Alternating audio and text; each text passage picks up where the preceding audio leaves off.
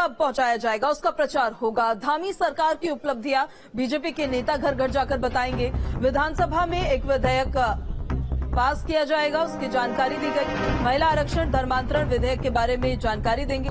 BJP प्रवक्ताओं को अलग अलग जिम्मेदारी अब सौंपी गई है और प्रदेश सरकार जिस तरीके से काम कर रही है प्रदेश के विकास के लिए, प्रदेश की प्रगति के लिए, उन तमाम कामों को, उस कामकाज को घर घर में जाकर बताया जाएगा कि किस तरीके से प्रदेश सरकार काम कर रही है।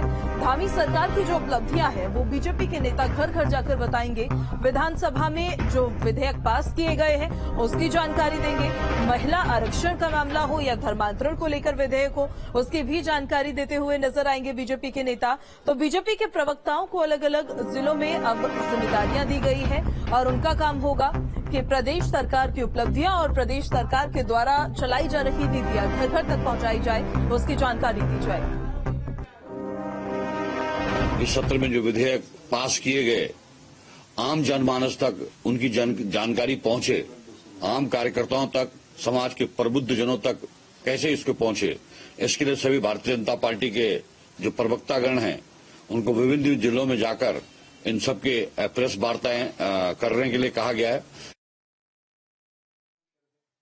कि आम जनमानस को पता लग सके कि धामी सरकार उत्तराखंड के अंदर जिस तरह के कानून बनाए जा रहे हैं, जिस तरह के कानून की आवश्यकता इस देवभूमि के लिए आवश्यक है और जिस तरह से यहाँ पर बहनों की बड़ी भूमिका है और जिस तरह से इस राज्य में एक धर्मांतरण किसी भी दशा में न हो, कि उन सब विषयों को लेकर जनता के बीच में जाने वाले। और गुजरात, हिमाचल और दिल्ली एमसीडी चुनाव के एग्जिट पोल पर सीएम धामी का बयान सामने आया। तीनों चुनाव में परिणाम जो होंगे वो बेहतर ही सामने आएंगे, सीएम धामी ने कहा। और बीजेपी ने पूरी ताकत के साथ इस चुनाव को लड़ा है। तीनों चुनावों में पार्टी को बड़ी जीत मिलेगी।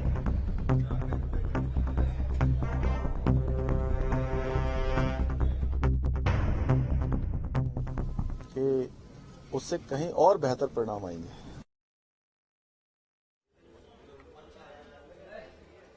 गुजरात, हिमाचल और दिल्ली एमसीडी चुनाव पर पूर्व सीएम निशंक का भी बयान सामने आया है। गुजरात, हिमाचल में फिर से बीजेपी की सरकार बनने जा रही है। दिल्ली एमसीडी चुनाव में बीजेपी की जीत होगी, पूर्व सीएम निशंक ने यह बयान दिया है।